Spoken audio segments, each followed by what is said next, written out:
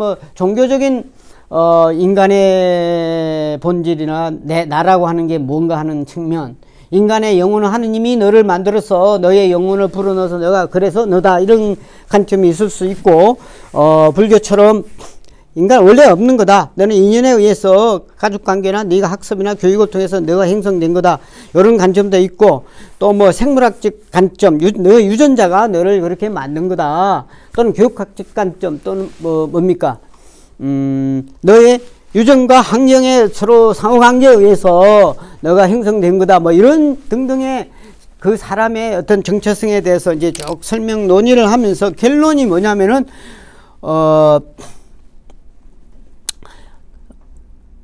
그거는 어쨌든 한 인간의 특성이나 정체성을 말하는데 종교나 철학에 따라 차이는 있지만은 저는 결정론은 거부하고 유전적 요소와 환경의 상호작용, 실체가 없고 관계에 따라 형성된다, 이런 게 이제 제 관점인데, 그렇더라도 그 사람이 누구냐, 정체성을 이제 꼭 굳이 말한다면 잠정적으로 말해야 되겠죠.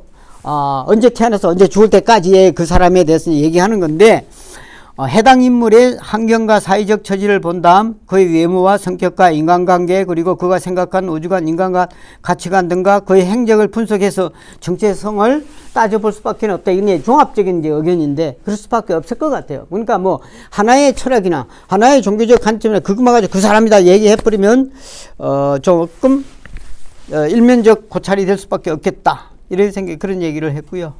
혹시 뭐 중간에 이거 다른 뭐 생각이 있거나 의문이 있으면 말씀해 주시기 바랍니다. 인간의 본성에 대해서도 예전 뭐 고전적인 동양철학 하면 순자의 성악설, 맹자의 성선설 뭐 이런 얘기를 하고 뭐 등등, 고자라는 사람이 재밌게 얘기했는데, 맹자라는 책에 나오는데 인간은 선하지도 착하지도 않다, 생긴 대록의 본성이다, 뭐 이런 얘기를 하기도 했는데, 인간의 본성은 결국 저는 여기 기축치를 쓴 최한기도 그런 방향이지만 생물적 본능과 사회 규범의 통일체라고 보는 겁니다. 현실적 본성이라는 게 그래 양자의 상대적 강도에 따라 어떤 앙상블을 이루어지는 거죠.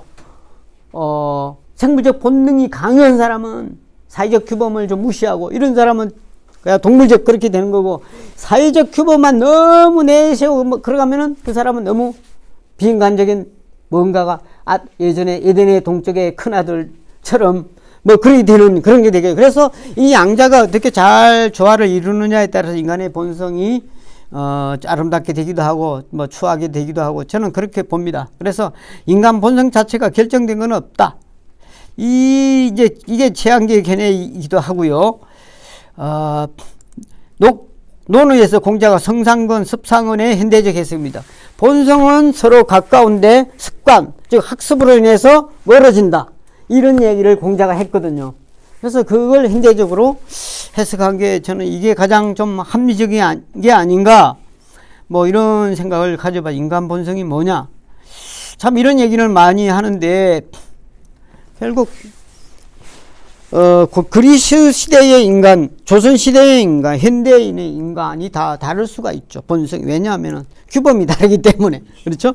그래서 본성은 똑같지만, 인간이 거의 뭐 똑같지만 규범이 사회적, 문화적, 그게 가치가, 체계가 달라서 그 사람들이 생활하는 방식이나 사고 방식이나 그 자기의 그 생각이 표출되는 게 다를 수가 있는 그 변수가, 그러니까 본성을 저는 상수에다 두고 본능을 상수에다 두고 변수를 그 사회적 규범으로 이제 보는 겁니다. 그래서 이 사이에서 인간 본성이 발휘되지 않는가, 이런 생각을 해봤고요.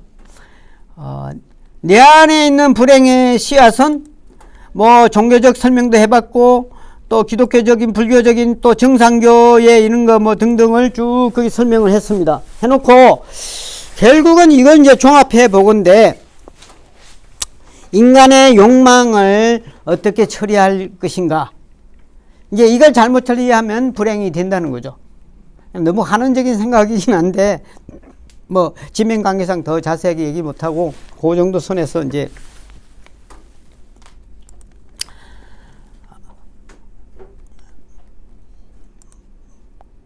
그런데 이제 재밌는 게 있습니다. 기독교 에덴동산의 그 설명은 굉장히 저도 많이 인용하고 재미있으면서 의미심장한 그런 표현입니다. 종교적으로 보면 하느님의 명령을 위반하고 인간이 교만해져서 하느님과 같아지기 되기 위해서, 문자 그대로 보면 같아지기 위해서 선악과를 따먹고 타락했다, 이제 이렇게. 그래서 하나님의 저주를 받아서 인간이 해산하고 고통받고 노동하고 땀 흘리는 그런 땅도 은근키와 뭐 이런 가시를 내면서 인간이 살기 어려워졌다, 불행을 시작을 그렇게 묘사를 합니다. 그걸 문자적으로만 보면은 좀 말이 안 되는 얘기들이 많이 있습니다. 근데 그걸 문자적으로 보지 말고 상징적으로 은유적인 표현, 인간 존재의 본질을 은유적으로 잘 표현하다, 저는 그렇게 해석을 하거든요. 결국은 인간의 욕망이잖아요. 욕망과 자유. 그러니까 인간이 어떤 자기가 어떻게 할 자유들이 있어요. 그걸 남용한 거잖아요. 하느님은 어떤 나름의 규범을 줬어요. 어떤 절제, 그건 해서는 될 것과 하지 말아야 될 것을 나름의 구분 짓는 선을 지어줬는데 인간은 그걸 남용하잖아요. 그러니까 사실은 요즘 AI 자꾸 뭐 어떤 얘기 나오는데 이게 과연 과학기술의 남용이 어떤 불러올 여파에 대해서 인간이 과연 진지하게 성찰하고 있는가? 이런 부분에 대해서 상당히 좀 걱정되죠. 그래서 이 자유의 남용이라는 게 그 밑바탕에는 그 자유의 남용을 유발하는 동력은 뭐냐? 결국 욕망이거든요. 욕망이니까 이제 그렇게 불행을 이끄는. 그래서 증상교 같은 경우도 제가 예전에 책을 쓸 때 보니까 인간이 원한이 그렇게 세상을 만들었다. 원한이라는 게 왜 생기느냐? 어떤 타자가 자기 욕망을 발휘해서 위해서 상대를 억압하면서 원한이 생기고, 또는 자기가 뭔가 하고 싶어도 못하게 억눌러서 원한이 생겨. 그 원한이 맞춰서, 그것도 이제 상징적 표현인데 그 사람들이 얘기하는 것도 그런 욕망이거든요. 그래 욕망을 억압하거나 너무 욕망을 발휘해서 가진 사람은 권력이나 물질을 가진 사람은 욕망을 너무 많이 발휘하고, 없는 사람은 그만큼 욕망이 억눌리고, 그래서 그 원한들이 쌓여서 모든 재앙을 일으킨다, 뭐 이제 이런 설명들을 하는데, 그것도 그 은유를 한두 껍질 벗기고 보면 결국 그걸로 해석될 수밖에 없겠구나, 이런 생각을 해봤습니다. 근데 이제 선악 판단이 뭐냐, 이것도 재밌는 게 내로남불식 선악판, 저는 그럽니다. 선악이라고 하는 게 예전에는 막 저기 선의 이데아가 있고 뭐 어쩌고저쩌고 다 그건 다 구라고, 존재론적으로 구라가 될 수밖에 없는 거죠. 왜냐하면은 사람이 없는데 공룡이 살았을 때 선을 생각했겠어요? 악이 전제될 수 있겠어요? 그러니까 선과 악이라는 거는 어떤 인격체가 판단하는 가치거든요.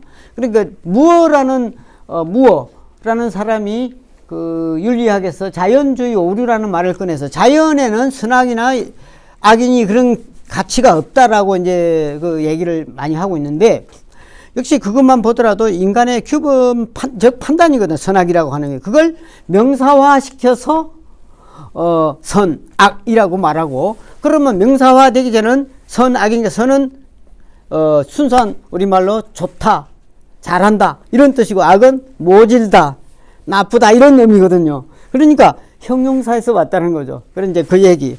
그래서 선악이라는 게 형용사에 왔고, 원초적으로 그 생물들이 쾌와 불쾌에 의해서 어떤 느낌이나 감정이 이제 유발되는데, 아주 원초적으로 나한테 좋으면 쾌가 되고 나한테 나쁘면 불쾌가 되고, 그래서 그 쾌가 좋은 방향, 선의 방향으로 가는 거고, 불쾌가 되는 쪽이 악의 방향으로 우리가 그런 형용사적으로 느끼잖아요. 나쁜 거, 좋은 거. 그래서 결국은 그것이 나중에 관념화되면서 선악으로 갔다. 그러니까 선악이라고 하는 게 엄밀히 말하면 존재하지는 않지만 우리가 보편적인 선악을 구성하는 것은 역사적 사회적 산물이죠. 우리가 이렇게 가야 되는 게 맞지 않겠느냐, 너만 잘 먹고 잘 살면 되냐, 우리 같이 잘 먹고 살아야지, 그게 선이다. 이제 이렇게 쭉 밀고 나가면 어떤 공리주의적인 생각을 하게 되지 않겠습니까?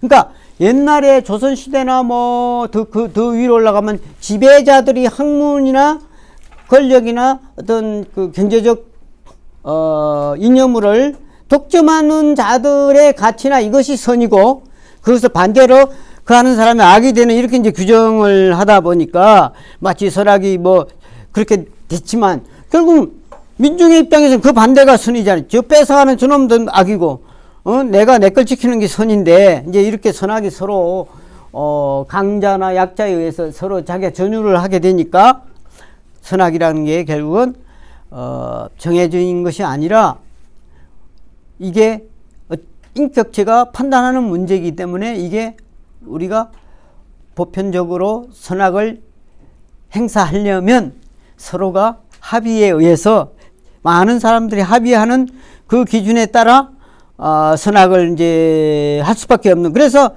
현실적인 선악이 법이 되는 거고, 그 다음 조금 넓은 게 이제 도덕이 되는 거고, 이제 이렇게 되는 건데, 하여튼 저는 철학적 어떤 존재론 입장에서는 선악이라는 게 없다. 뭐 내로남불, 가장 기본이 내로남불에서 시작되었다. 이렇게 보는 겁니다. 역사는 진보하는가? 이것도 뭐 여러 가지 설이 있는데, 저는 역사가 예전에는 대학원 다닐 때는 진보한다고 믿었어요. 마르크스주의 5단계에 따라서 가다 마지막 사회주의가 온다. 투쟁하자 뭐 이런 생각했는데, 사회주의 한 나라들 보니까 그게 아닌 것 같아요. 인간이 아무리 좋은 제도가 있어도 인간이 잘못 적용하거나 잘못 행사하면 그게 다 구렁텅이에 빠지고 소용이 없더라. 결국은 역사에는 필연적인 법칙이 있다기보다 인류의 상생을 위한 다수의 의지가 지속해서 개입해야 진보한다는 거죠. 다수의 의지가. 그건 이제 우리는 다수의 의지가 선거잖아요. 다수의 의지가 지속해서 개입해야 진보라 좋은 세상이 가는 거지. 한두 사람밖에 맡겨놔서 저 사람들 알아서 하겠죠. 아닌 것 같더라고요, 이게.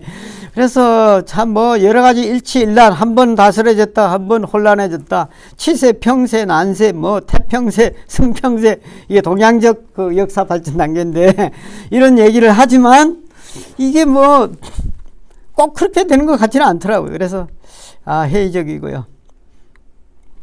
이제 거의 다 와갔는데 조금 뭐 길지만 마무리 빨리 짧게 하겠습니다. 삶에 대해서 쾌락과 허무. 이거